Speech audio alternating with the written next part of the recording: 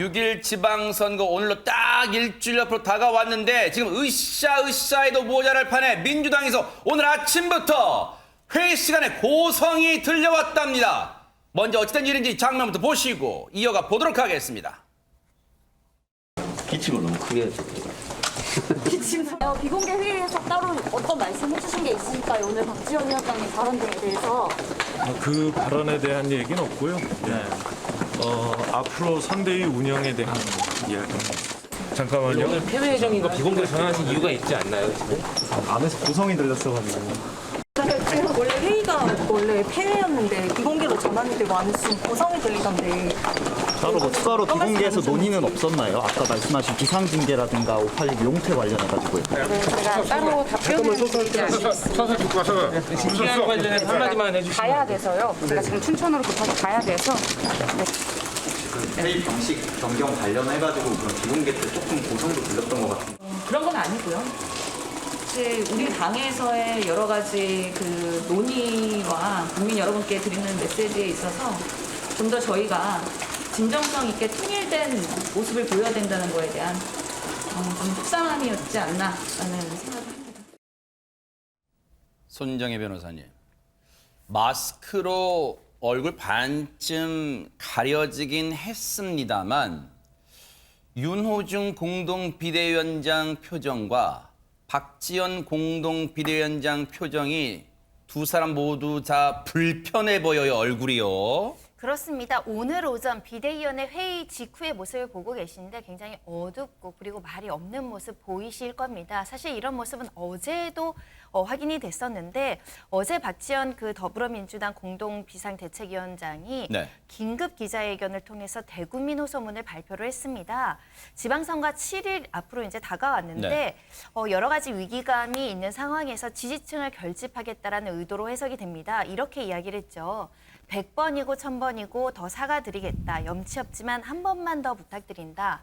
이번에 지방선거에 기회를 주신다면 제가 책임지고 민주당을 바꿔나가겠다. 이 민주당 후보들에게 이번이 마지막이라는 생각으로 딱 한 번만 기회를 달라라고 하면 사과하고 잘하겠다라는 다짐을 했는데요. 이제 그 이후에 이제 발언들이 조금 논란 그리고 예민한 소재로 등장하고 있습니다.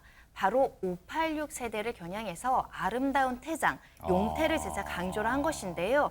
이런 발언들 때문에 오늘 오전 비대위 회의에서 저렇게 뭐 고성이 있었는지 모르겠지만 무거운 표정들로 나온 게 아닐까 합니다.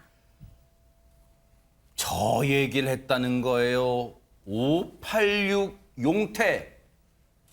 쉽게 말하면 물러나라는 거잖아요. 이제 정치 그만하고 뒷선으로 물러나라. 이 얘기를 했다는 거예요. 이 얘기가 혹시 윤호중 공동비대위원장을 비롯한 나머지 당 지도부들을 이게 불편함 정도를 넘어서 화나게 만들었을까요? 어제 있었던 박지원 공동비대위원장 얘기, 오늘 얘기까지 다 이어서 한번 들어보시고 이어가 보도록 하겠습니다. 정말 면목이 없습니다. 정말 많이 잘못했습니다. 염치 없습니다. 그렇지만 한 번만 더 부탁드립니다. 민주당을 팬덤 정당이 아니라 대중 정당으로 만들겠습니다. 존경하는 국민 여러분, 우리 민주당 후보들에게 이번이 마지막이라는 생각으로 딱 한 번만 더 기회를 주십시오. 어제 기자회견 이후에 왜 사과를 자꾸 하냐는 분들이 많았습니다. 국민의 분노가 더 깊어지기 전에 신속하게 사과드리고 다시 한번 기회를 달라고 호소하는 것이 시급하다고 판단했습니다.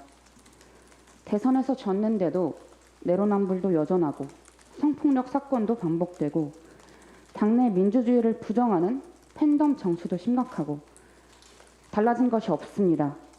국민의 신뢰를 회복하기 위해서라도 586 정치인의 용태를 논의해야 합니다.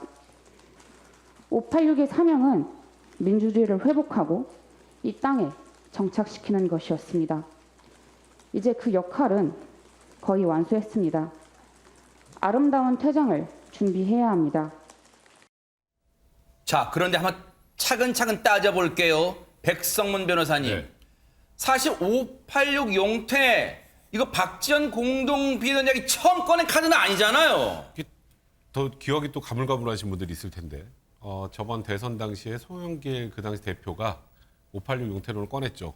국민의힘이 2030의 지지도가 많이 올라가고 또 그 당시에 민주당이 세대 교체에 실패하고 오히려 586 기득권 세력화된 것 아니냐 이런 비판 때문에 나부터 내려놓겠다.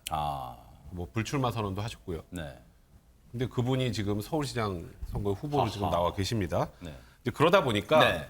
그때 대선 때 했던 약속 전혀 지켜지지 않았죠. 그대로 다 계십니다. 그러다 보니까 박지원 비대위원장이 이제는 그 과거에 했던 약속도 지켜야 하고 그러니까 국민들이 분명히 약속은 했는데 그대로인 걸 보면 어떡하겠습니까? 실망할 수밖에 없지 않겠습니까? 그러니까 이 부분에 대해서 박지원 비대위원장이 어찌 보면 처음 꺼낸 게 아니라 대선 때 이미 한 약속 다시 한번 확인하는 겁니다. 이제 그럼에도 불구하고 이에 대해서 이제 민주당에서는 분란이 시작된 것 같습니다. 전혜연 평론가님, 당찬 거예요? 상황 모르고 지금 한 소리예요? 뭐라고 지금 민주당 내부에서는 보고 있을까요? 내부에서는 의견이 엇갈립니다. 박영진 의원 같은 경우에는 좀 응원하는 의견, 또 조응천 의원도 필요한 부분이라는 취지의 공감을 나타냈지만 또 일각에서는 어떻게 선거 일주일 앞두고 그 시점에 이런 말을 해야 되느냐. 결국 우리 내분인 것 아니냐라는 의견도 있고요. 또 사실 야당이 좀 존재감을 드러내려면 윤석열 정부의 실정을 견제하겠다 이런 주장을 많이 하고 있는데 우리가 잘못했다, 우리가 잘못하는 게 맞는 전략이라는 비판도 나오고 있습니다. 근데 저는 개인적으로 말씀해 주셨듯이 이 586 용태론이라는 것이 박지원 위원장이 갑자기 꺼낸 것은 아니고요.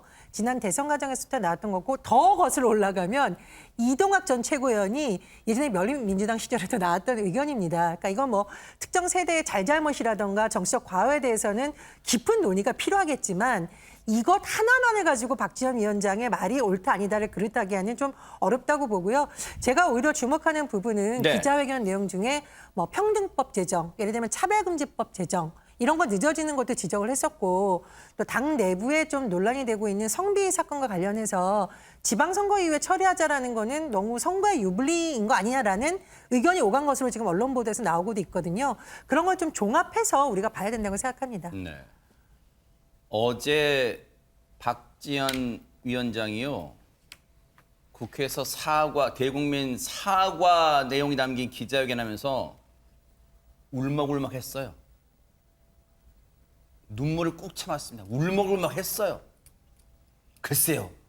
그것도 기분 나쁘게 했으니까 다른 당 지도부들을 오늘 다시 시점 오늘로 돌아올게요. 오늘 아침 회의 때 비공개 때 앞서 막 기자들 질문했잖아요. 아니 왜 비공개 때 안에서 고성이 막 나온 겁니까? 막 그랬잖아요. 손정혜 변호사님. 네, 윤호중 비대위원장이 테이블을 탁 치면서 지도부의 자질이 없다라고 이제 큰 소리를 냈다라고 알려지고 있고요.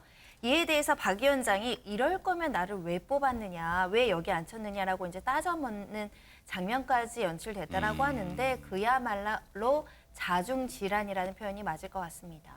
사실 그런 게 있습니다. 우리 전혜연 평론가님도 이제 기자 생활 하셨으니까 아시겠지만 기자들이 회의가 비공개로 전환되면 귀대기를 합니다. 회의에 한번 귀를 붙여놓고 안에서 무슨 얘기하나 한마디라도 들으려고 그래서 그걸 이제 기사로 쓰려고 왜냐면 분위기를 좀 녹여야 되니까 기자들이 귀대기라는 걸 하다 보니까 안에서 고성도 나고 책상 소리 치는 소리도 같은 것도 나고 그랬다는 거예요. 이걸 정확히 뭐 했단다 라고 말할 수는 없지만 뭔가 분위기가 험악했다는 게 당시 회의실 앞에 이른바 뻗치게 했던 기자들의 얘기입니다. 자, 비공개 회의를 마치고 나오는 당 지도부 얘기 들어보시고 이어가 보도록 하겠습니다. 새로운 관련해서 그 이후에 밀지 마. 그 이후에 좀 논의를 하신 바가 있으신가요? 아니 없어요. 비상징계 관련해서도 말씀은 없었나요? 예. 비상징계 관련 논의도 더 이상 없었어요. 따로 입장은 안 나온다는 있는데 다른 당 지도부에서 반대하는 것 같은데 어떤 게 계속 단촐하실 생각인가요?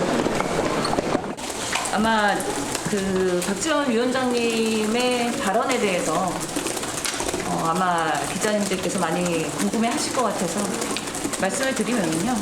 우리 당의 혁신과 개혁을 위한 부분에 대한 본인의 개인 의견이었다라고 우선은 말씀을 드리겠고요. 우리 당으로서는 혁신과 개혁은 꾸준히 앞으로도 지속할 것입니다. 어제 당 쇄신론이 금주 중에 발표한다고 했는데 그 부분에 대해서 논의가 아예 없는 거고 그럼 박지원 위원장의 개인 의견이다라고 아예 분명히 선을 긋는 것인 건가요? 그 부분에 대해서는 저도 그렇게 알고 있습니다. 일단 당 지도부 중에 박지원 위원장을 제외한 나머지 지도부 멤버들은 불편함을 넘어서 지금 화가 난 듯해요. 왜냐하면 지금 신현영 대변인은 조금은 애써 분위기가 험악하진 않았다는 걸 보여주기 위해서 막 브리핑 때 했습니다만 오늘 라디오 인터뷰에서요. 박홍근 원내대표가 박지원 위원장을 비판했습니다. 그 얘기까지 마저 들어보시고 이어가 보도록 하겠습니다. 관련해서 저도 어제 말씀하셨다는 것 금시초문이었고요. 예, 지금도 따로 논의는 있지는 않습니다. 저는 그러니까 사실 이제 선거 앞두고 불리하니까 어떤 반성하는 모습을 보이는 것이 국민들께 얼마나 소구력이 있을지도 좀 돌아봐야 한다 생각해요. 평소에 잘해야 되는 것이고 또 혁신해야 될 것들은 지속적으로 해야 되는 것이지 않습니까? 그래야 국민들께 진정성 있게 그걸 인정받는 것이죠. 늘 저희가 했던 얘기이기 때문에 지금은 막판이어서 그것보다는 조금 더 희망적인 메시지에 그 부분을 이제 포함시켜서 하면 좋겠다는 일정 논의가 있었던 것 같아요. 또 지도부 안에서 박 위원장께서는 그게 아니라 윤호중 위원장한테 개인적으로 어제 내용을 같이 하면 어떠냐고 말씀하셨던 것 같은데 그 새로운 내용이 사실은 그다지 있지 않아서 내용을 같이 조율하자라고 하는 과정에 그냥 본인께서는 말씀을 하셨던 것 같아요. 그러면 김현주 평론가님, 물론 민주당 입장에서는 사태가 커지는 걸 차단하고 불식시키려는 안간힘을 쓰고 싶은 마음은 알겠지만 그렇다 하더라도 공동 비대위원장이 국회에서 대국민 앞에서 고개를 숙이고 사과 기자회견을 했는데 그걸 그냥 개인의 의견이래요. 이거 어떻게 받아들여야 됩니까? 그게 말이 안 되는 거죠. 사실 국민들이 보시기에는. 어떻게 개인의 의견입니까? 지금 박지원이라는 분이 1999년생 젊은이로 나온 게 아니잖아요. 비상대책위원장의 자격으로 나와서 한 건데 그것을 어떻게 개인 의견이라고 폄하할 수가 있습니까? 저는 여기서 한 두 가지 정도를 지적을 하고 뭘까요? 싶은데 일단은 당내에서 어떤 의견 조율이 이루어지지 않은 점, 이 시점에 더군다나. 어떻게든 어떤 방식으로든 서로 합의를 이루어서 좀 단일화된 목소리를 냈었어야 했다. 박지원 위원장 혼자서 흔히 이야기하는 말인못이죠. 말을 잊지 못하고 울먹거리는 거 방금 전에도 말씀하셨지만. 그러니까요. 그리고 고개를 숙이고서 허리를 숙여서 사과의 뜻을 표하면서 일어나질 않더라고요. 그래서 저 언제 일어나나 하고 제가 좀 지켜보기도 했었는데 이렇게 홀로 사과를 하게 만든 것 이것이 일단 잘못이라고 저는 생각을 합니다. 그리고 민주당이 지금 계속해서 전국 선거 양상에서 세 번째 지금 사과를 하고 있습니다. 지난 4.7 재보궐 이후에 또 대선 이후에도 있었고 이번에 지금 전국 단위의 6일 지방선거를 앞두고서 지금 사과를 한다는 거 아니겠습니까? 사과만 자꾸만 하면 무슨 소용이 있겠습니까? 사실상 그에 걸맞는 사과에 걸맞는 어떤 행동이 뒤따라줘야죠. 이행이 돼야 되는데 그것은 없이 계속해서 사과만 이어지기 때문에 이것이 더 지적이 되고 있는 것이 아닌가 그렇게 생각이 됩니다. 박지원 위원장의 발언의 파장을 앞서 들으신 것처럼 여러 의원들이 일단은 파함을 좀 가라앉히려고 하고는 있습니다만 손정희 변호사님 그 바람과는 달리 당 안팎에서 지금 반발이 심하다면서요? 네, 그렇습니다. 강경파 초선 의원 모임이죠. 철험의 소속 김영민 의원도 SNS를 통해서 비판의 글을 올렸는데요. 사과로 선거를 이기지 못한다. 새로운 약속보다 이미한 약속을 지키는 것이 더 좋은 전략이다라고 이제 우회적인 비판을 하기도 했고 당 홈페이지 게시판과 민주당 유튜브 계정의 실시간 채팅방에는 박지원 위원장 탈당하라, 보기 싫다, 민주당은 당원들이 주인인 것을 잊어서는 안 된다라는 이제 반대 의견들의 어떤 댓글들도 상당히 올라오고 있는 상황이라고 하는데 말씀하신 것처럼 당 내부의 의견이 수렴되지 않는 점에서 이런 반발도 나오고 있는 것 같습니다. 전현 평론가 이 대목에서 궁금해요. 그러면 전혀 이 박지원 위원장이 이 자신의 발언, 사과 기자회견 이후 이렇게까지 파장이 커질 줄 정말 몰랐을까요? 알고 있었겠지만 저는 너무 절박했기 때문에 이 방법밖에 없다 이렇게 생각을 한 것이 아닌가 좀 추측을 합니다.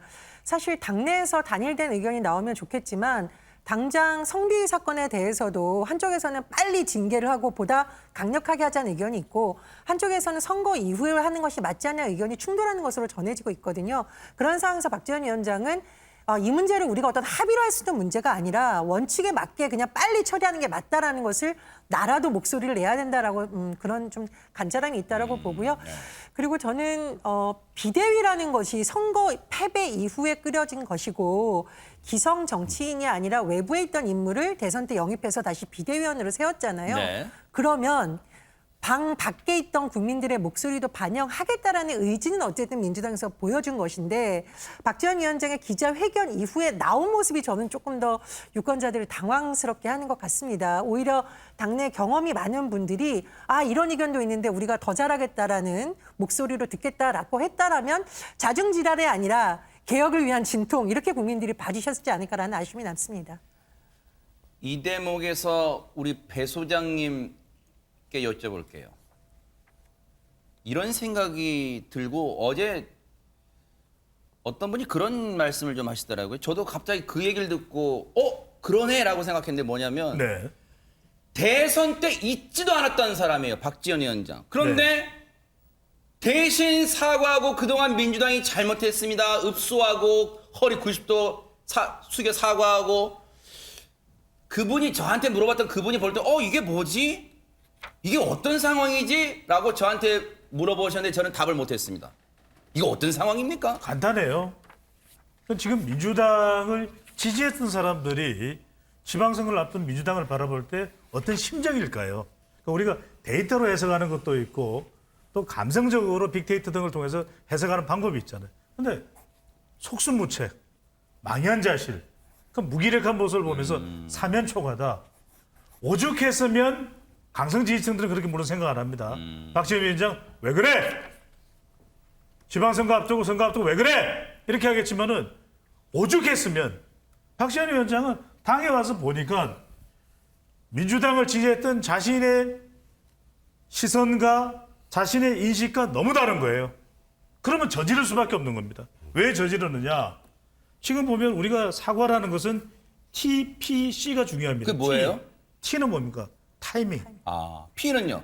사과를 하려면 대선 직후에 완전히 바뀌겠습니다. 뒤에 없겠습니다. 타이밍. P는 뭐냐? P는 적임자. 방금만 전에 말씀하신 거예요. 왜 박지원 위원장이 이걸 하고 있죠? 이재명 위원장, 윤호중 위원장, 또 중진, 586 다 엎드렸어야죠. 졌습니다. 도리를 못했습니다. 근데 마지막은 뭐냐? C는 뭐예요? 사과할 때 콘텐츠가 있어야 돼요. 이게 지금 김현주 평론가도 말씀하신데 그럼 어떻게 할 건데? 그러니까 사과만 해서는 선거는 효과가 없습니다. 선거의 결과가 어떻더라도 그럼 지방선거 끝나면은 더불어민주당 더 이상 정당 아닙니까? 계속 존재하잖아요. 그러면 이렇게 가겠습니다. 결과와 상관없이 민주당이 이렇게 바꾸겠습니다. 어떤 식으로 기준에 의해서 용퇴하겠습니다. 그게 나와야죠. 그런데요. 이 대목에서 또 궁금한 게 있어요. 앞서 박지원 위원장 얘기 중에 김현주 평론가님. 팬덤 정당이 아니라 대중정당으로 만들겠다? 이거 혹시 누구 겨냥한 말입니까? 이재명 후보를 적극적으로 지지하는 층이라 알려져 있는 소위 이 개딸을 포함한 이런 분들을 겨냥하는 뜻도 일부 포함되어 있다고 봅니다. 그렇지만 이제 원론적인 차원에서 지금 이게 팬덤 정치의 성향이 굉장히 강해졌잖아요. 특히 지난 대선을 거치면서 사실 이 팬덤 정치의 가장 큰 수혜자라고 하면은 저는 윤석열 대통령을 꼽을 수 있다고 봅니다. 그래요? 왜냐하면은 그 살아있는 권력에 맞서면서 어떤 그 정의의 화신과 같은 그런 팬덤을 모아서 이제 그것이 이제 대선 승리로 귀결되었고 또 최근에 보이는 한동훈 장관에 대한 대중들의 관심 이것이 이제 예전과는 달리 SNS나 혹은 뭐 당에서 영상 혹은 그 정부 부처에서 영상을 통해서 하다못해 무슨 취임식 하는 장면 무슨 공개 회의하는 장면 이런 것들이 다 노출이 되다 그렇죠. 보니까 일반 국민 여러분들이 그걸 다 지켜보시거든요. 맞아요. 그런 과정에서 팬덤이 형성되는 경우가 예전보다 무척 많아졌습니다. 그렇기 때문에 팬덤 정치라는 것이 어떤 하나의 그 물결로 이렇게 지금 조성이 되어 있는 것이 사실인데 박지원 위원장이 지적한 것은 물론 격렬한 지지를 표하고 있는 개딸들을 뭐 일부 겨냥한 것이라고도 볼 수 있습니다만 이 팬덤 정치라고 하는 것이 가지고 있는 장단점이 있지 않습니까? 결과적으로는 대중정치, 어떤 그 한 정당을 지지하는 그 어떤 정당 정책을 가지고 있고 왜 나는 이 정당을 지지하고 이런 것들을 원론적인 차원에서 좀 지지하는 그 세력을 모아서 정치를 해야지. 그 너무 그 자극적 예를 들면 좀 자극적인 면만이 강조되는 팬덤 정치로 가서는 안 될 것이다라는 점을 지적한 것으로 보입니다. 그런 뜻을 내포할 수도 있을 것 같아요. 그런데 박지원 위원장 지금 상황, 작금의 상황을 보면 위태위태함도 있지만요. 참 외로워 보인다라는 생각도 들어요. 제3자 입장에서 보면. 주변에 그럼 아무도 편들어주는 사람 없을까요? 관련 얘기 한번 들어보시고 이어가 보도록 하겠습니다. 지금 박지원 비대위원장은 능수능란한 정치인의 모습을 보이기보다는 솔직하게 있는 그대로의 모습을 보이는 역할을 이제 할 수밖에 없고 그걸 자처하고 있는 것 같습니다. 그래서 미안한 건 미안하다고, 잘한 건 잘했다고, 앞으로 이렇게 하겠다고 하는 각오를 보일 건 각오를 보이는 것으로 박지원의 역할을 하고 있는 것으로 저는 봅니다. 지금 민주당은 반성하고 사과하고 혁신하고 달라지겠다고 하는 얘기를 해야 될 때인데요. 그 말씀을 어떻게 보면 투박하게 전달했다고 생각합니다. 예. 그런데 그 당내에서 뭐 오히려 반발이 나온다? 오히려 그런 거를 뚫고 나가면서 다수를 형성해내고 우리가 변하겠다고 하는 의지를 만들어 나가는 것이 저는 더 필요하다고 봅니다. 그래서 제가 지금 이 바쁜 와중에 무엇을 질문하실지를 뻔히 알면서 제가 이 인터뷰를 하는 이유는 예. 제가 박지원 비대위원장 옆에 서겠다고 하는 의미예요. 큰 힘이 될까요? 박지원 위원장한테는 어떻습니까? 백성문 변호사님.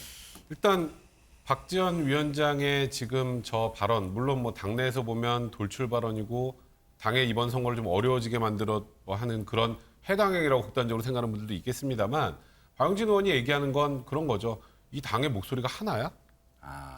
그리고 박지원 비대위원장이 원래 정치인이야? 그냥 국민 한 사람으로서 지금 민주당을 바라보고 민주당이 문제 있다는 점에 대해서 비판을 하는 건 그거를 배제하고 받아들이지 못한다는 건 그거는 좀 제1야당으로서 있을 수 없는 일이다라는 그런 생각으로 저런 말씀을 하신 것 같고요.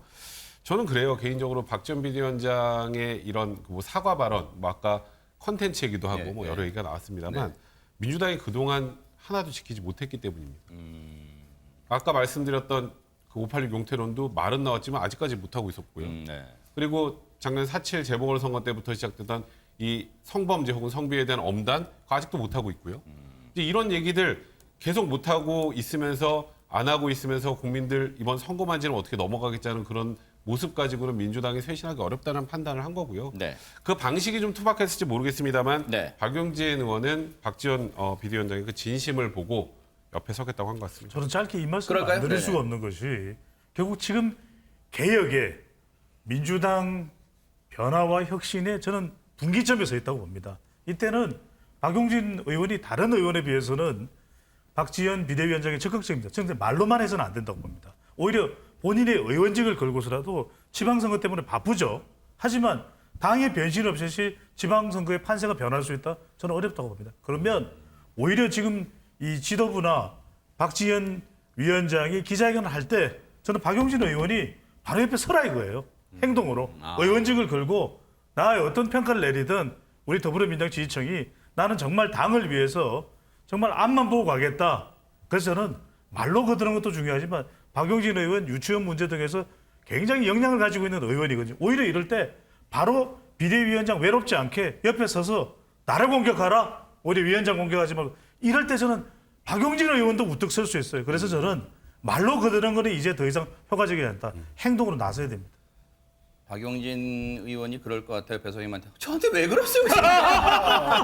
그럴지도 모르겠습니다. 왜냐하면 부담이 되는 물론 좋은 의견입니다. 부담될 거예요. 이게 공개적으로 선다는 게. 어쨌든. 그런데 취소할까요? 근데 손정희 변호사님께 이거 여쭤볼게요. 그러면 지금 민주당에서 또 당 안팎에서 박지원 위원장한테 바라는 건 뭐예요? 그럼 나가라. 당 나가라. 뭐 그런 겁니까? 뭡니까 지금 그러면? 저는 박지원 위원장은 상징성을 가지고 들어왔잖아요. 바로 2030 여성표를 대표하는 특히 젊은 층을 민주당이 흡수해서 국민의힘의 이준석 당대표와 마찬가지 어떤 막강한 권한으로 뭔가 쇄신을 하라는 부름을 받고 오지 않았습니까? 그 과정에 당연히 당 내부에 의견이 다른 사람들에 대한 저항, 반발, 다른 의견 표출될 수 있다고 봅니다. 네. 저는 민주당 지도부가 지금 해야 될 때는 박지원 위원장이 조금 부족할 수 있어요. 경험이 미숙할 수 있습니다. 그건 어쩔 수 없는 상황인데 권한을 밀어줘야 됩니다. 그 권한을 좀 더 강화해줘야 되고 그래야 박지원 위원장이 하는 말 한마디가 책임감이 더 커지고 사명감이 커지고 국민들한테 다가오는 그 무게가 훨씬 더 실리지 않을까 그런 생각이 들거든요. 그런데 지금 위원장 자리는 앉혀놓고 지금 박지원 위원장이 그럼 나는 여기 왜 있느냐라고 따져 묻잖아요. 조금 더 권한을 줘야 된다. 그리고 그 권한을 준 만큼 본인이 결정을 했을 때 정치적인 책임도 위원장이 지는 거거든요. 그런 기회를 줘야 되는 상황이 아닐까. 지금 지방선거 얼마 안 남았는데요. 이 권한을 둘러싸고 또 이 사람이 말이 맞는지 둘러싸고 싸움할 때가 아니다. 쇄신하는 데에 더 방점을 줘야 된다라고 생각합니다. 앞서 김현주 평론가님 이제 말씀하셨습니다만 박지원 위원장의 어제 사과가 사실 지난해부터 큰 선거 앞두고 민주당이 해온 세 번째 사과랍니다. 실제로 어땠는지 한번 보시고 이어가 보도록 하겠습니다. 주거의 문제를 온전히 살피지 못한 정부 여당의 책임이 큽니다. 정부 여당은 주거의 현실을 제대로 보지 못했고 정책을 세밀히 만들지 못했습니다. 무한 책임을 느끼며 사죄드립니다. 다시 한번 저희 더불어민주당에 기회를 주실 것을 간곡히 호소드립니다. 기회의 평등, 과정의 공정, 결과의 정의를 천명했던 초심으로 돌아가겠습니다. 우리가 많이 부족했다 이런 좀 사과의 말씀을 좀 겸해서 인사를 드릴까 합니다.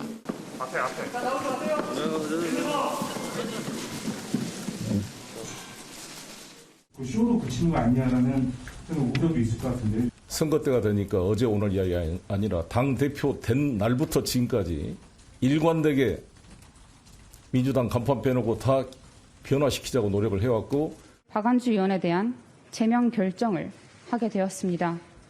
다시 한번 진심으로 사과드립니다. 피해자께서 국민들께서 됐다고 하실 때까지 계속해서 사과드리겠습니다. 감히 용서를 구할 엄두도 나지 않습니다. 모든 것이 민주당의 잘못이고 저희들의 책임입니다. 저희 제작진이 딱 찾아놓은 영상 보니까 진짜 사과를 여러 차례 했네요. 그러면 중요한 게 백성문 변호사님 시청자분들 그런 생각하실 것 같아요. 자, 사과는 했어. 그럼 뭐가 바뀌었지? 라고 물어보실 것 같아요. 저도 물어보고 싶은데요. 아하. 저도 뭐가 바뀌었는지 잘 모르겠어요. 민주당이 사과를 지금까지 수도 없이 많이 했는데 오죽 변화가 없으면 박지원 비대위원장이 지금 선거를 며칠 앞두고 또 사과를 하겠습니까? 이제 저는 개인적으로 그래요. 민주당이 그 저번 대선에서 차라리 완패를 했다면 이러지 않았을 것 같아요. 아하. 근데 정말 아깝게 0.73% 차이 패배에 우리 거의 다 됐는데 우리 조금만 잘했으면 됐는데 여기에 취한 게 아닌가 싶습니다. 아직도. 그러니까 우리가 조금만 더 잘했으면 괜찮은데 그럼 요 정도면 괜찮지 뭐라는 안도감도 안에 들어있는 거거든요. 그러다 보니까 그 이후에 똑같이 성비의 문제가 나와도 여전히 과거처럼 질질 끄는 모습 보이는 거고 그리고 586 용태론 이제는 세대 교체해야 된다. 그리고 세대 교체 상징 같은 박지원 비대위원장을 데리고 왔지만 지금 막판에 그 사과해가지고 왜 또 부각시켜. 선거 때 되면 저거 우리가 잘한다는 얘기를 해야지 하면서 오히려 지금 탓을 하는 게 아니겠습니까? 이게 민주당이 변화하지 않는 모습을 단적으로 보여준 게 이번에 박지원 비대위원장의 사과 이후에 나오는 이 내용이 아닌가. 이건 정말 민주당이 좀 아파야 될 것 같습니다.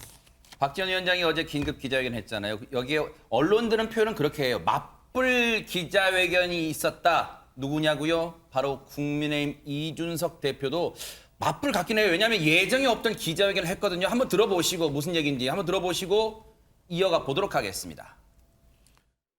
그럼 어떤 원칙으로 이재명 후보를 공천했는지 어떤 원칙으로 송영길 시장 후보 출마를 용인한 것인지에 대해 가지고 해명을 해주셔야 될 거 아니겠습니까?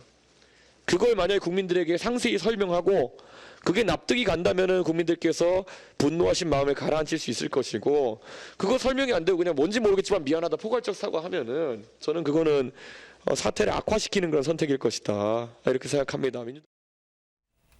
김현주 평론가님, 지금 이준석 대표 말을 한마디로 사과는 했는데 뭘 잘못했는지부터 고백하라 지금 이런 거예요? 네, 그렇습니다. 뭐 사과의 요건이라고 하는 것이 있거든요. 뭐 흔히 정치학에서 사람만 사과하는 것이 아니라 국가도 사과를 하게 됩니다. 뭐 예를 들면 일본이 과거사에 대해서 우리나라에 사과하고 이럴 때 원인이 무엇이었고 무엇이 잘못되었고 또 대안은 무엇인지 앞으로 그렇다면 재발을 방지할 것인지 뭐 이런 구체적인 그 요건을 갖춘 사과를 해야 되는데 지금 무엇이 잘못되었는지 모르고 포괄적 사과를 했다라는 지적을 지금 하는 것 아니겠습니까?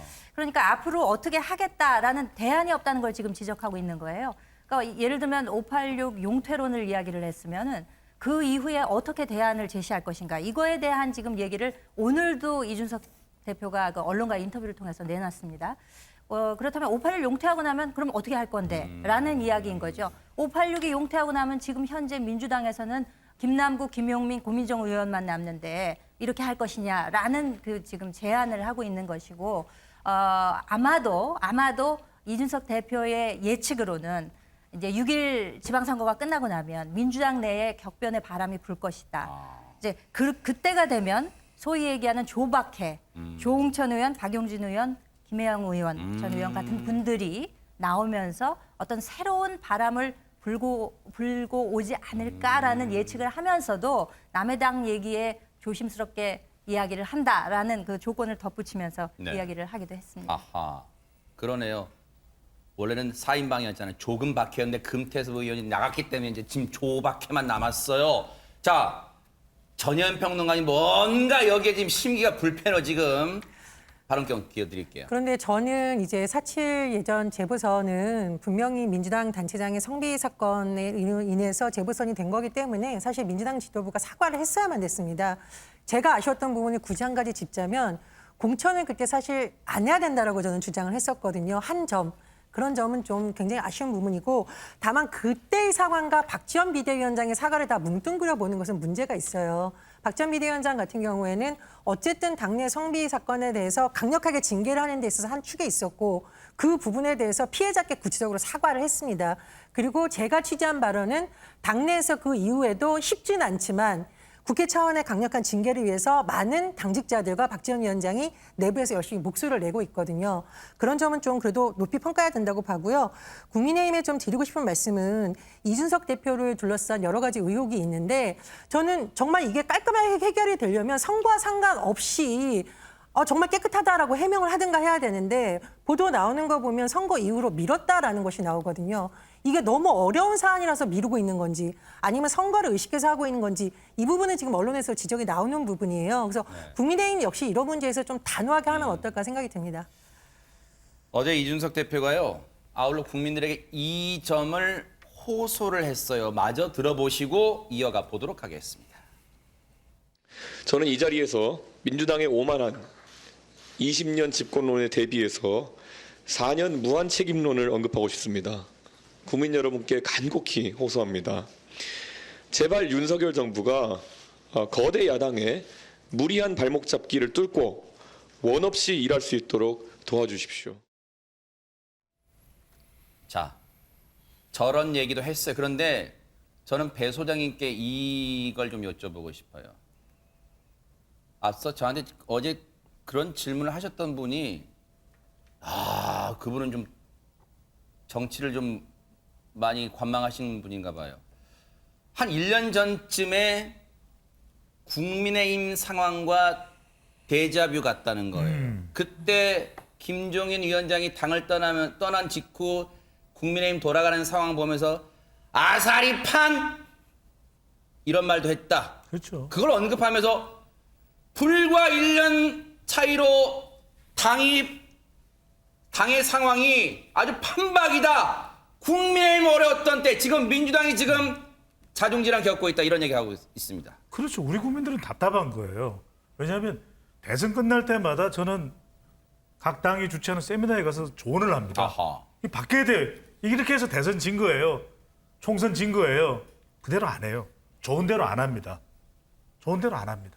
그러니까 똑같은 현상이 또 반복되고 우리 정치인들만큼이나 국민들의 조언을 귀담아 듣지 않는 정치인도 드물다는 거예요. 물론 다른 나라 정치인도 뭐 크게 차이 나지는 않겠죠. 그건 참 안타까운 겁니다. 왜냐하면 선거 끝나고 나면 패배의 원인이 있겠죠.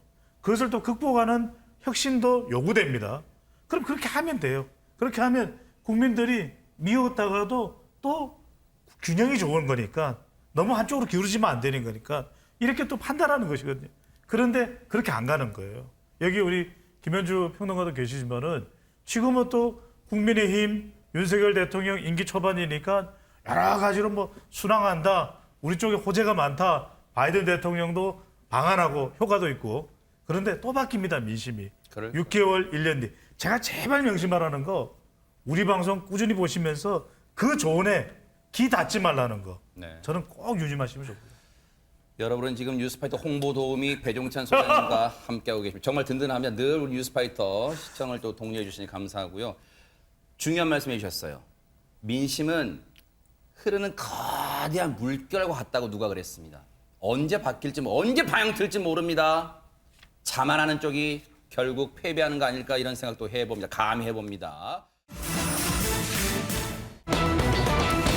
지방선거 얘기해 볼게요. 그동안 주로 사람들 많은 곳을 찾아다니면서 유세하던 이재명 후보가 어제부터는 이른바 나홀로 유세를 하고 있대요. 먼저 영상 만나보시고 이어가 보도록 하겠습니다.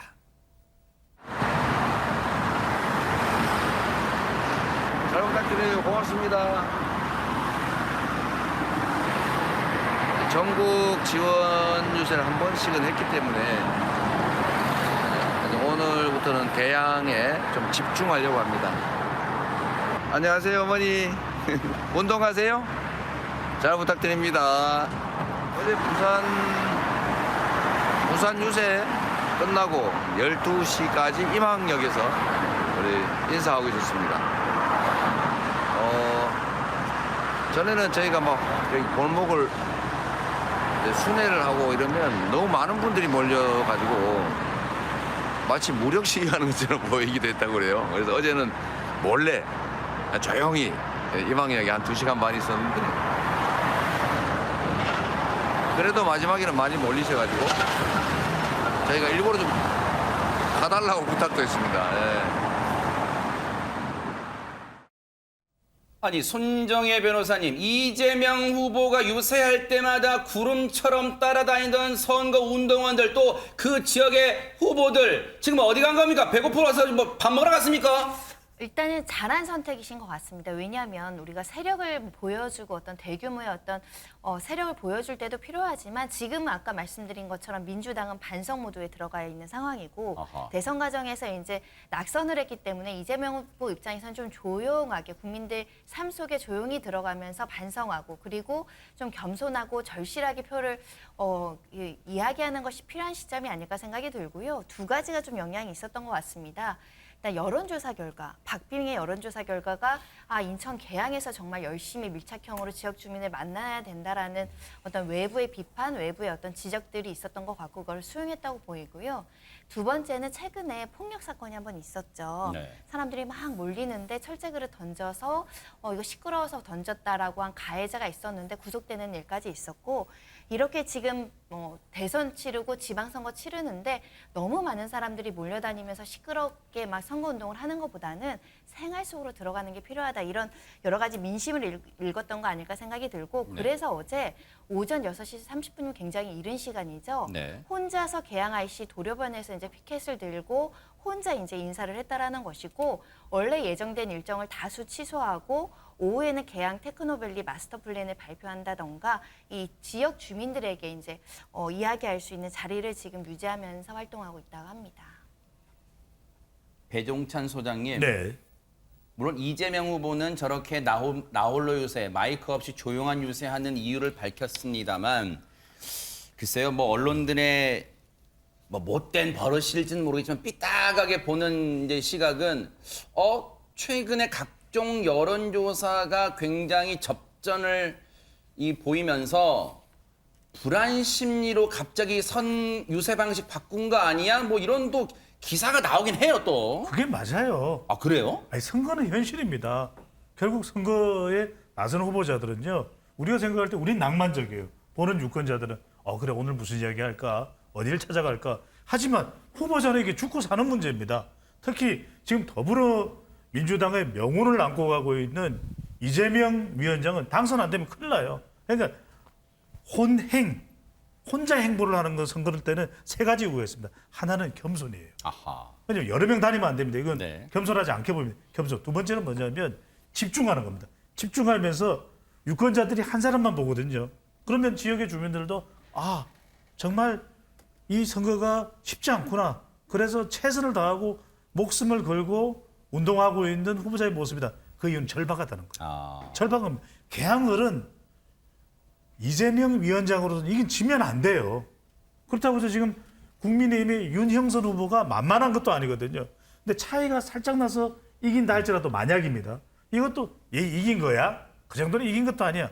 그러니까 본인으로서는 그냥 이겨서도 되는 것도 아니고 격차를 더 벌려야 돼요. 부담이 여기 되겠네요. 인천 있죠? 경기도 있죠? 정말 우리가 속을 다 들여볼 수가 없어서 그렇지 이재명 후보는 지금 속이 까맣게 타들어가요. 새까맣게 타들어갈 것 같다 이거죠. 백성문 변호사님, 조금 전에 배 소장님 표현 중에 목숨을 걸고 지금 선거한다. 그래서일까요? 진짜 그런 간절함이 묻어나는 무슨 사진이 한 장 공개가 됐다면서요. 네, 일단 지금 이 개항을 처음에 나올 때만 해도 어떤 느낌이었냐면요. 그냥 대선 승장 같은 느낌이었어요. 그리고 여기는 어차피 되는 곳이고 나는 전국 선거를 이끌어야 돼. 나는 정치적 거물이야. 이제 개항을 주민들이 화가 나죠, 그러면. 사실 명분도 딱히 없고 개항은 별로 관심도 없는 거 같고. 자랑스러워 오히려 하는 게 아니에요? 그게 아니었던 것 같아요. 그게 오히려 역효과로 그리고 25일과 25년이라는 캐치프레이즈를 국민의힘이 걸면서 윤영선 후보는 25년 동안 개항을 위해서 있었던 분, 여긴 온 지 25일 된 후보. 이러면서 갑자기 이제 여론조사가 변화하기 시작하고 그러다 보니까 조금 전에 말씀하셨던 것처럼 이재명 후보가 절박해진 거고요. 그러니까 저 진짜 개항 위해서 왔습니다. 라는 모습을 보여주기 위해서 혼자 유세도 하고 있는 거고 이 절박함을 어떻게 표현했냐면 사실 저는 이 제스처는 그렇게 좀 적절하진 않았던 것 같은데 어떤 제스처인데요? 진짜 이번에 개항을 해서 만약에 이재명 후보가 만에 하나 떨어진다. 그러면 사실상 정치 생명이 위태롭죠. 그러니까 그걸 표현하면서 이런 표현을 썼습니다. 이렇게 본인 스스로 그건 제가 지금 하는 게 아니라 저렇게 지금 저거네요. 네. 목에 손을 갖다 대면서 이번에 지면 정치 생명 이준석 대표가 SNS에 공유했나 봐요. 끝장이다. 이제 그걸 이제 이준석 대표는 아니 개항 주민을 위해서 뭘 할지에 대한 얘기를 하지 본인 정치 생명 운운하면서 정치 희화하는 거 이게 또 이 모션 자체가 좀 약간 희화화되는 모습이 있기 때문에 제가 읽지는 않겠습니다. 옳지 않은 행동이다. 이런 취지의 비판까지 이어갔습니다. 이준석 대표가 SNS 저 장면을 이제 공유하면서 비판하니까 손정희 변호사님 앞서 사진 보면 옆에 보니까 김남국 의원이 있더라고요. 여기에 대해서 뭐 반박했다면서요? 네, 이재명 후보 절박한 마음으로 선거운동하고 있다. 편하게 지역 주민과 소통하려는 모습조차 억지로 시비 거는 모습이 안타깝다라고 이야기를 하면서요. 이럴 시간에 당대표로서 윤영선 후보 보고 떴다방 출퇴근 정치나 그만두라고 권고하길 이렇게 이제 비판하기도 했었고요. 그리고 이제 성상납 징계 대상자이자 정치 패드립 원조가 무슨 정치 희화를 논할 자격이나 있는지 모르겠다라고 겨냥하기도 했습니다. 네. 글쎄요. 그런데 전혜연 평론가님, 이재명 후보 각종 지지율 여론조사 보면 조금은 이제 불안감이 엄습해 오겠지만 그래도 든든한 응원군 자랑을 했다면서요, 지금.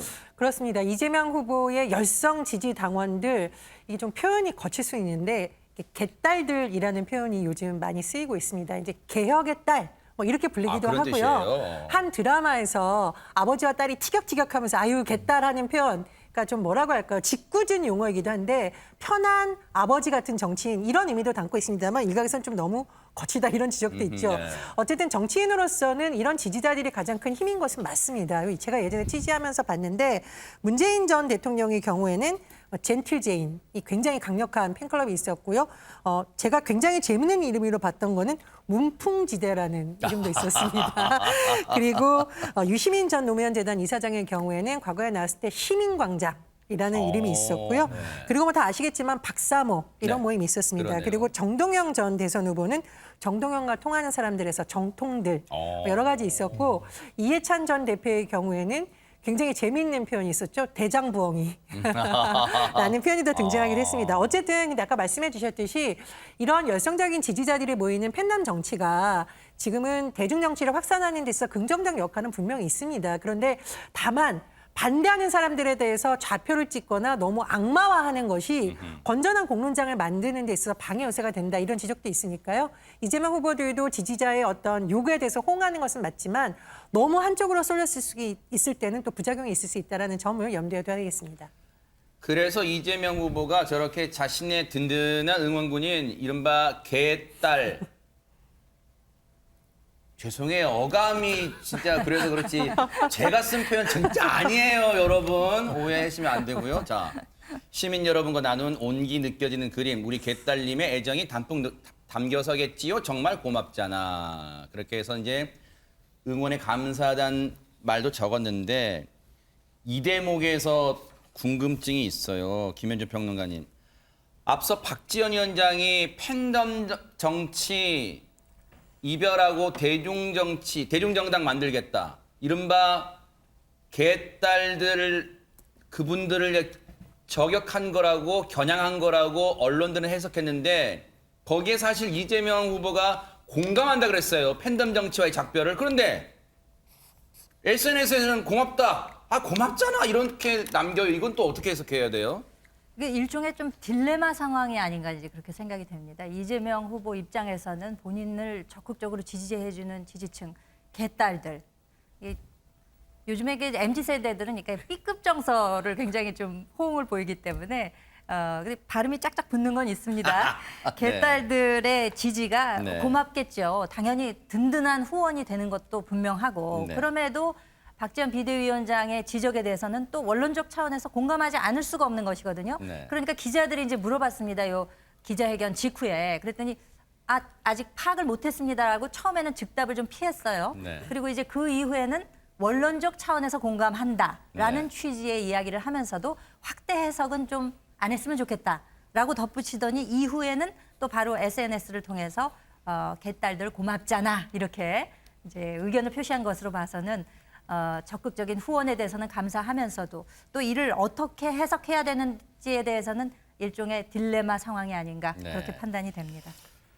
이재명 후보가 이재명 민주당의 지방선거 총괄선대위원장이기도 하지만 자신의 선거를 놓고 보면 인천 계양을 보궐선거 후보기도 하잖아요. 거기에 맞수가 국민의힘 윤형선 후보예요.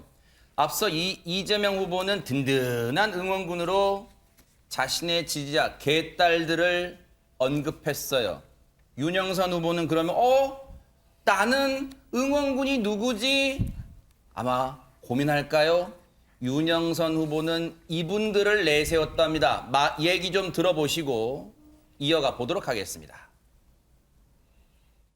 전국적인 유명한 사람으로 만들어졌습니다. 이재명 후보가 남대로 정치적 거물이죠. 정치적 거물이 계양구에 왔습니다. 그런데 이제 정말 저는 그렇게 걱정하지 않았어요. 왜냐하면 정치는 대의명분이 중요한데 이분이 정말 어떤 명분을 가지고 계양을 왔는가 다 알거든요. 그리고 제가 25년 동안 계양에서 봉사해왔고 그리고 계양의 세금 대부분 냈고 저는 진짜 계양 사람이다.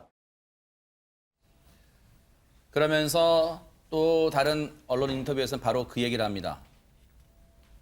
상대방인 이재명 후보의 개딸 세력 규모가 어마어마한데요? 라고 질문하자 기자가 이번 선거 대선도 아니고 이재명과 계양의 싸움이다. 개딸 세력이 무섭지만 나에겐 30만 계양 무슨 이순신 장군 말 패러디인가요? 30만 계양 세력이 있다라고 했답니다. 근데 이제 앞서 얘기 중에 25년 계양에서 봉사해왔다 했는데 전혜연 평론가님 민주당에서 지금 윤형선 후보 관련해서 이 거주지 논란 뭔가 거짓말한 거 아니 이런 논란을 제기했다는데 자세히 설명 좀 부탁드릴게요. 일단 윤영선 후보가 나는 25년 개항 사람이다라고 한 거죠. 그럼 보통 이제 25년 개항 사람이라는 거는 주소도 거기에 있고 주터전이 거기에 있고라는 말로 보통 받아들이는데 네. 최근 언론 보도를 보면 주소를 2일에야 서울에서 개항으로 옮겼다. 그리고 10일 날 공천을 받았다. 이 부분이 한 번이 좀 논란이 된 거고요. 두 번째로는 최근 오마이뉴스를 비롯한 언론 보도를 보면 실제로 공천을 받은 다음 날인 11일도 집이 또 서울에서 있다가 오후에는 개항에 있다가 이제 아까 김남국 의원이 뭐 떴다방 정치 이런 표현을 쓴 게 도대체 왔다 갔다 하면서 왜 자꾸 25년 개항 사람이라고 하냐. 그러면서 우리한테 며칠 된 후보라고 하는 게 맞냐라는 반박인데 네. 다만 이제 윤영선 후보의 반론을 들어보면 어쨌든 생활터전 25년 개항이었고 집주인이 집 벼달라는 이런 문제 때문에 잠깐 서울 간 거다라는 식으로 또 해명을 하고 있습니다.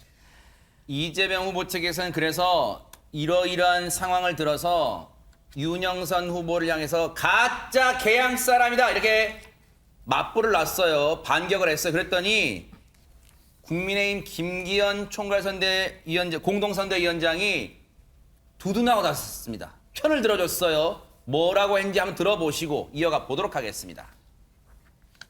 아이가 거기에서 초등학교를 졸업했습니다. 인천에는. 서울에 사는 사람이 인천에 있는 초등학교 애를 보냈단 말인가요? 그 말 안 되는 얘기 아닌가요?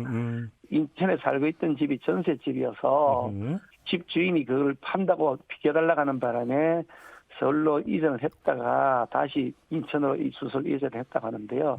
잠시 주민등록을 옮겼겠죠. 그거 가지고서 뭐 연거 따진다는데 아니 이재명 후보는 인천 계양에 한번 거주를 해봤습니까? 아니면 인천 계양에다가 뭐 세금을 내본 적이 있습니까? 네. 참 이재명 후보가 할 말은 아니다. 그런 알겠습니다. 생각이 듭니다. 그 지역의 세금 얘기하니까 예전에 또 김동연 후보가 유승민 후보한테 했던 말도 떠오릅니다만 지금 지역에 세금 내봤냐 뭐 지금 이런 걸 또 따지고 있습니다. 근데 지금 이 프레임은 이재명 후보한테 굉장히 불리한 프레임인데 왜 이걸 계속 끌고 가는지 저는 잘 이해가 안 됩니다. 가짜 개항 사람이라는 표현을 썼는데 그러니까 김남국 의원이 떴다방 출퇴근 정치라는 표현을 썼죠. 그러면 떴다방이고 안 떴다방이고 간에 이재명 후보는 개항을 해 출근을 한번 해봤습니까? 이거 논란으로 가면 절대 유리하지 않아요. 다시 또 25일과 25년 그 프레임으로 갈 수밖에 없는 상황인데 그러니까 지금 김기현 공동선대위원장도 똑같이 얘기를 하는 겁니다. 아니 그럼 한번 거주해 보셨냐? 세금은 한번 내봤느냐? 그럼 여기에 답변하기가 어렵거든요. 그러니까 여기서 뭐 출퇴근을 했으니까 가짜 개항 사람이다 이렇게 얘기를 하면 윤영선 지금 후보 같은 경우는 어쨌건 개항에서 25년 동안 병원을 계속해왔던 분인데 그러면 그쪽에도 그게 또 그 개항이랑 또 관계 있는 거 아닌가라고 사람들이 생각할 수밖에 없단 말이에요. 물론 문제 제기는 할 수 있는데 이재명 후보 측에서 최초에는 윤영선 후보에 대해서 아무 대응을 하지 않았습니다. 큰 정치인이니까. 대선 후보니까. 근데 이제 상황이 좀 급해지니까 지금 이런 부분들까지 문제 제기하기 시작을 한 건데요. 문제는 이 문제 제기가 효과가 있을까 생각을 해보면 저는 개인적으로 이렇게 오히려 이 프레임에만 묶이게 될 뿐이지 효과가 그렇게 썩 있어 보이진 않는 것 같습니다. 아니 그럼 배 소장님 실제로 네.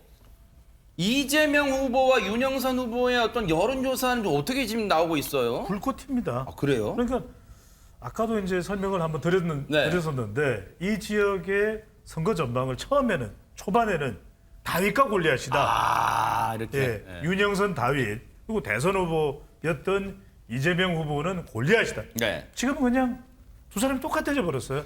그러니까 그런 초박빙 판세, 이 접전 판세 되다 보니까 누가 더 어떻게 선거에서 최종 결과가 나오겠냐. 그래서 흥미로운 것은 40대에서는 이재명, 60대 이상은 윤영선이거든요. 그래서 이 인천 계양은 오여.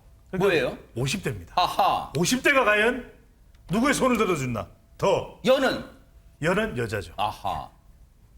여성. 오여. 김영주 오여의 과연 표심. 왜 그러냐면 지금 이재명 개탈 이야기도 했으니까 이재명 후보 계속해서 여성들이 표심이 좋다 이렇게 이야기. 그것도 알 길이 없는 것이거든요. 알 수가 없는 것이죠. 왜냐면 지금 박지원 비대위원장 변수도 불거져 있기 때문에 오여 50대와 여성 표심이 개항을 뿐만 아니라 전체 지방선거 판세까지도 영향을 주고 있는 변수죠.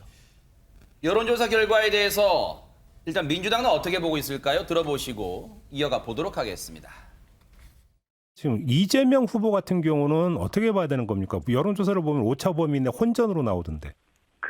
제가 여론조사를 당해서 한 걸 말씀드리면 선거법에 걸려요. 네. 그래서 그 말씀을 못 드리고 그냥 분석이라고 말씀을 드리자면 저희의 분석에 의하면 지금 이제 언론에서 일부 나온 조사 그대로는 아닙니다. 근데 조금 좁혀진 것은 사실이고 그거는 저희가 처음부터 예상했던 거고요. 지방선거 이대로 하면 완전히 그냥 저희가 어렵게 생겼으니 좀 도와주십시오 이렇게 말씀을 드리려고 이제 마지막 일주일을 준비하고 있습니다. 선거 구도가 우리 당에 유리하지 않습니다. 각종 여론조사에서 보수 정권의 압승을 예견했던 2010년 지방선거와 2016년 총선 모두 정반대의 결과가 나타났습니다.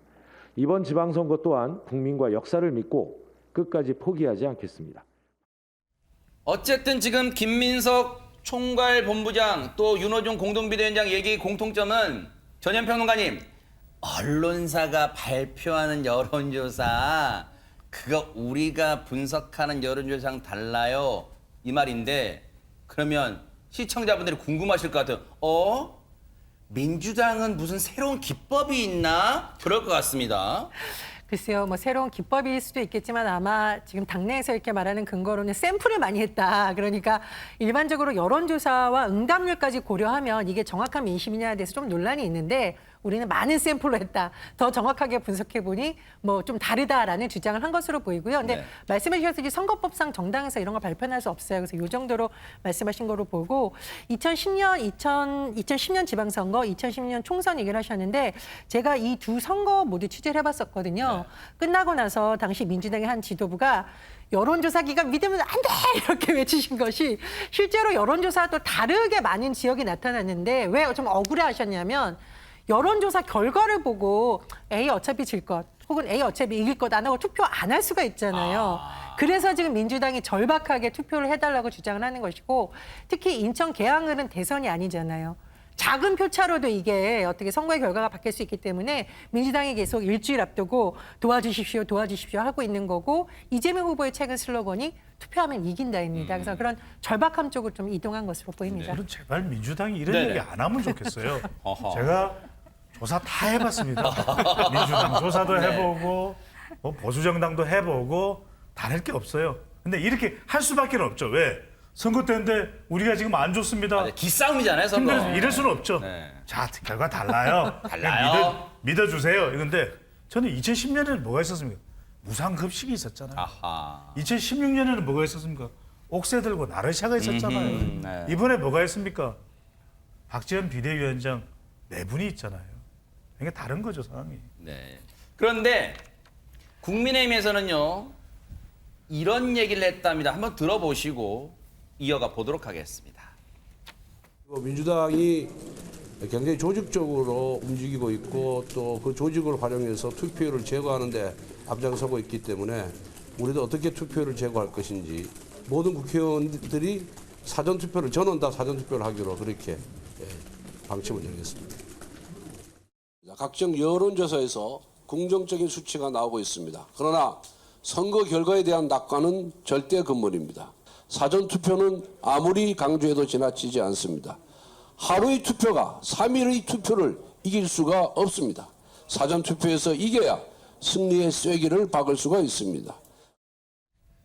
김현주 평론가님, 어찌 보면 투표를 독려한다는 그냥 당연한 얘기로 들리는데 왜 사전투표를 유독 강조한 걸까요? 지난 대선에 이어서 사전투표를 무척 독려를 하고 있는데 결국에는 지지층, 무슨 일이 있어도 나는 꼭 가서 몇 번을 찍을 거야 하는 분들은 당연히 나가서 투표를 하시죠. 그런데 일반적으로 대선에 비해서 지선은 투표율이 좀 낮은 경향이 있습니다. 그렇기 때문에 적극 지지층 이외에 중도층에 포함되는 분들이 얼마나 많이 찍어주느냐에 따라서 선거 승리가 왔다 갔다 할 수 있지 않습니까? 그러니까 이제 이 투표율 제고를 위해서 반드시 나가서 투표를 해달라.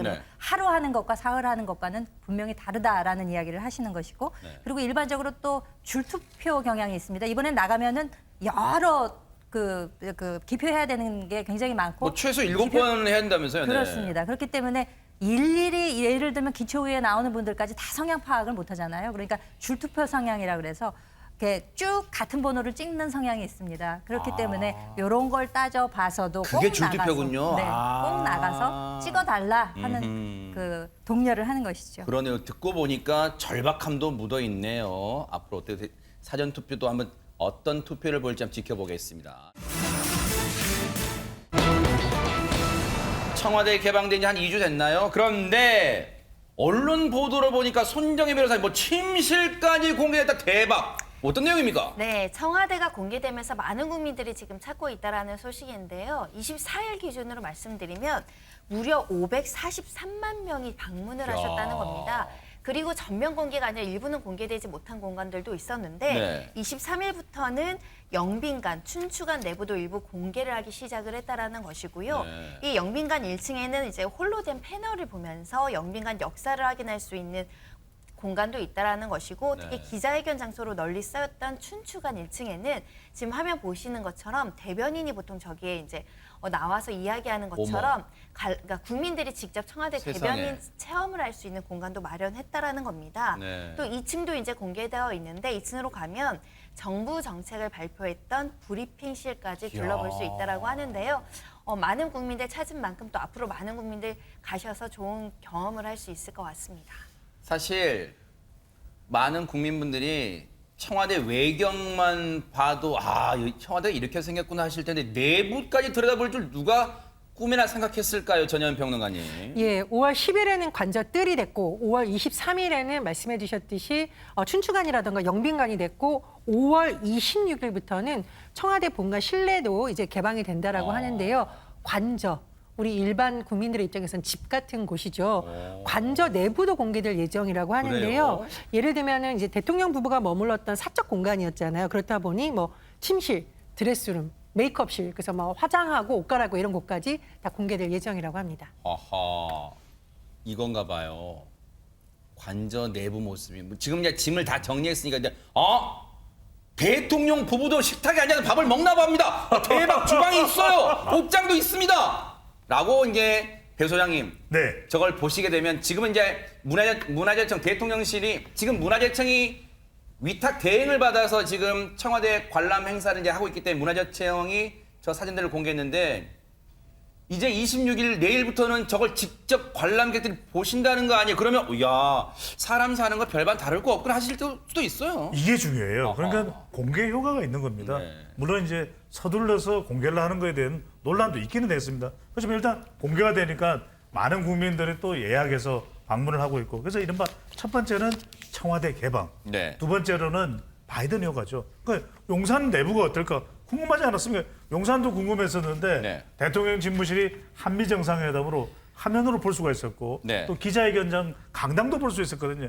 이게 말 그대로 이런 효과가 겹쳐지면서 대통령의 지지율도 왜냐하면 대통령의 지지율, 윤석열 대통령 지지율 발목 잡았던 것이 움켜쥐고 있었던 것이 이 집무실 논란이거든요. 그러니까 공개되고 개방되고 결과적으로는 소통의 효과라고 봐야 되겠죠. 네. 뭐 이제 청와대 개방은 뭐 이제 앞으로 쭉 되면서 아마 많은 분들이 이제 아직도 신청 못 하시고 못 보신 분들은 아마 천천히 시간 갖고 이제 보실 계획도 갖고 계실 거예요. 앞서 배 소장님이 중요한 얘기 해주셨어요. 여전히 청와대를 국민에게 개방한 문제는 국민 전체가 다 동의하는 문제는 아니겠죠. 반대나 불만 가진 분들도 많으실 거예요. 그런데 어쨌든 이것도 윤석열 정부가 이해를 구하고 설득을 시켜야 되는 과정일 것 같아요.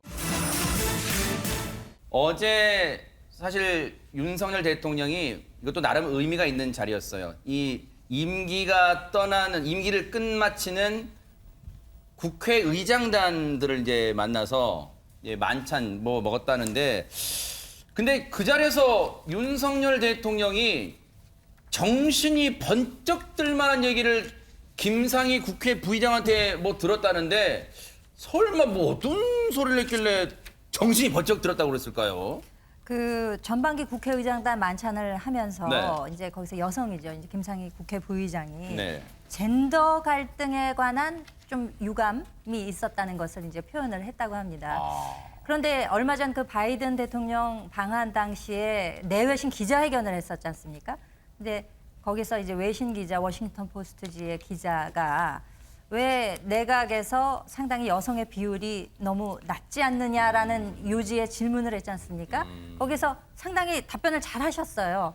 그래서 이제 약간 옆으로 이렇게 돌아서면서 그 단계까지 가는 여성들이 많지 않았다. 앞으로는 노력하겠다라는 이야기를 했지 않습니까? 근데 이제 젠더 문제 이슈가 나오니까 아, 내가 이제 정치 경험이 얼마 안 돼서 그렇지 앞으로는 잘해 나가겠다라는 이제 전향적인 자세를 보이면서 이야기를 했거든요. 지금 사실 총리 포함해서 장관 다 해서 18명 중에 이제 3분이 여성이고 차관, 첫 청장까지 해서 41분 중에 단 2명이 여성입니다.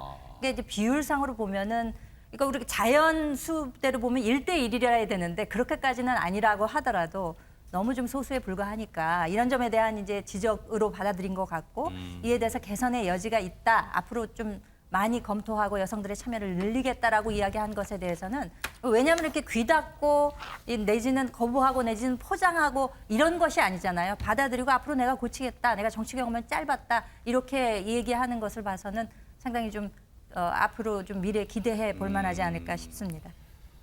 전혜연 평론가님 앞선 그 얘기를 듣고 저기 이 만찬장에서 담소나는 모습 보니까 김상희 부의장 표정이 내가 이따 이거 꼭 물어봐야지 뭐 이렇게 각오를 다지는 것 같기도 한데 사실 답변을 저 질문에 불편한 질문일 수도 있는데 윤석열 대통령이 어떻게 답을 할까 아마 초미의 관심이었을 텐데 아니 그건 뭐 보는 시각에 따라 다를 수도 있어요라고 만약에 했다면 이거 정말로 사달이 났을까요? 정말 대박 사건이죠. 네. 김상희 부의장 우리나라 최초의 여성 국회 부의장이고 네. 또 여성 인권 운동을 많이 하셨기 때문에 네. 당연히 말씀을 해야 된다라는 또 책임감 같은 게 있지 않았을까 싶고요. 저는 정신이 번쩍 들었다 이 말을 지금 이준석 대표나 일부 좀 젠더 갈등 논란과 연관됐던 국민의힘 정치인들도 같이 하면서 정신이 번쩍 들었으면 좋겠다 생각을 했고 윤석열 대통령이 최근 타임이 뽑은 영향력 있는 백인의 이름을 올렸잖아요. 근데 사실은 그 타임지에서 윤석열 대통령이 그 후보 시절에 분열을 촉진했다라는 좀 아픈 기사도 나온 바 있습니다. 그래서 아마 말씀해 주셨던 워싱턴 포스트의 지적, 또 타임에 나왔던 지적 이런 부분을 대통령실에서 보고를 했고 윤 대통령도 읽어보면서 아 이런 지적이 계속 나오니까 나도 좀 들어봐야겠다 이런 차원에서 말을 한 것으로 보입니다.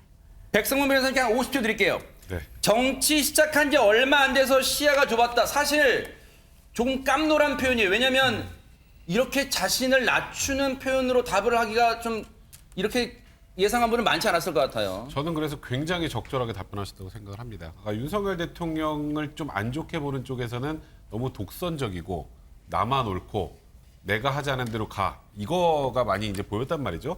아까 말씀하셨던 것처럼 아 그거는 시각에 따라 다를 수밖에 없죠. 이렇게 대답했다면 굉장히 악재가 됐을 거예요. 그런데 어제 굉장히 그걸 경청하면서 아 나도 과거에 이런 경험이 있었는데 그걸 보고 내가 깜짝 놀랐고 앞으로는 여성의 과감 기부를 위해서 노력하겠다라고 대답을 했다라는 것 자체만으로도 소통의 이미지가 있는 것이고요. 그리고 또 하나 새로 올 국회의장단이 아니라 떠나는 국회의장단을 만나서 얘기를 했다는 것도 굉장히 큰 의미가 있다고 생각합니다. 말은 답변은 걸작이었다고 일단 후한 평가를 받을 수 있어요. 하지만 중요한 건 뭐죠? 앞으로 정말로 시야를 넓힐지 행동으로 보일지 지켜보겠습니다.